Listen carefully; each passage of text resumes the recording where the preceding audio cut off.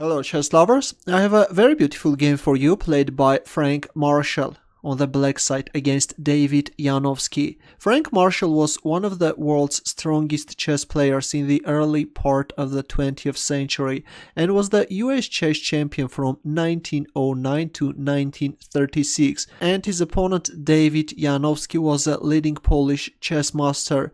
This game is taken from their famous match played in 1912. Let's see how the game went on. Janowski started with e4 and e5 by Marshall. Knight f3, knight f6, we see the Russian game. Knight takes e5, d6, knight f3, knight takes e4, d4, d5, bishop d3, bishop d6. This is all standard stuff.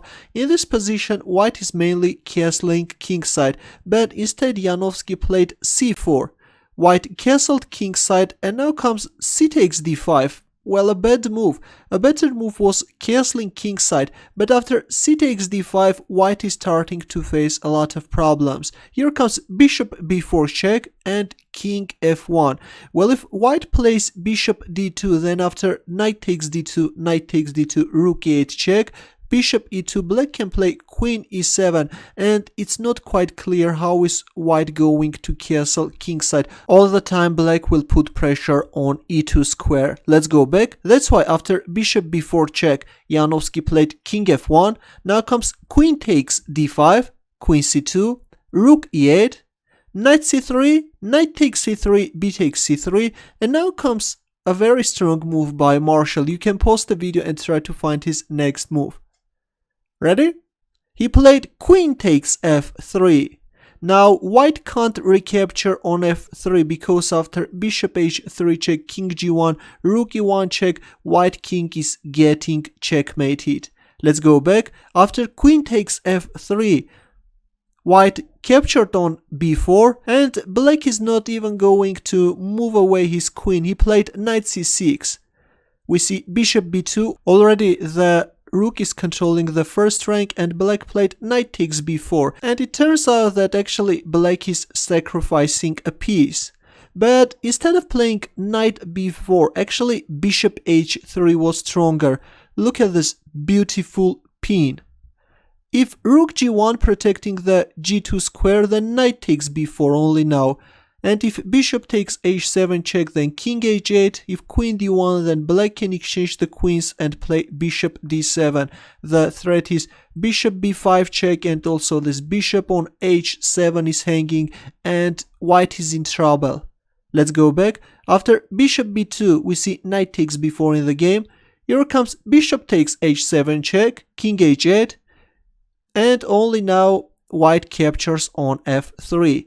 Bishop h3 check, king g1, knight takes c2, bishop takes c2. If you have a look at the position, white is a piece up, but black's attack is just unstoppable. Rook e2, black is going to win a bishop. Rook c1, well actually bishop d3 was better, allowing black to capture on b2. But instead after rook e2 we see rook c1. White is trying to save his bishop. Now comes rook e8. Actually, instead of rook e8, Marshall missed a very beautiful tactic. He could play rook takes c2. If rook takes c2, then rook e8, and if rook c1 covering the first rank, then rook e6. The rook is now attacking from the g file, and white king is getting checkmated. Let's go back. After rook e8, we see bishop c3. Now comes rook e3. Look at this rook sacrifice. White played bishop b4. Well, if f takes e3, then black can play rook g2 check. If king f1, then rook takes c2 check, king e1, rook takes c1, winning this rook as well, and black is winning.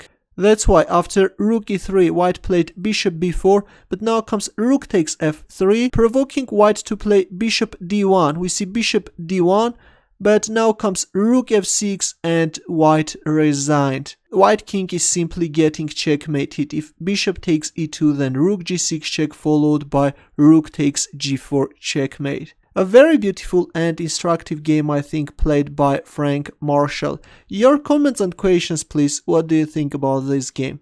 Good luck.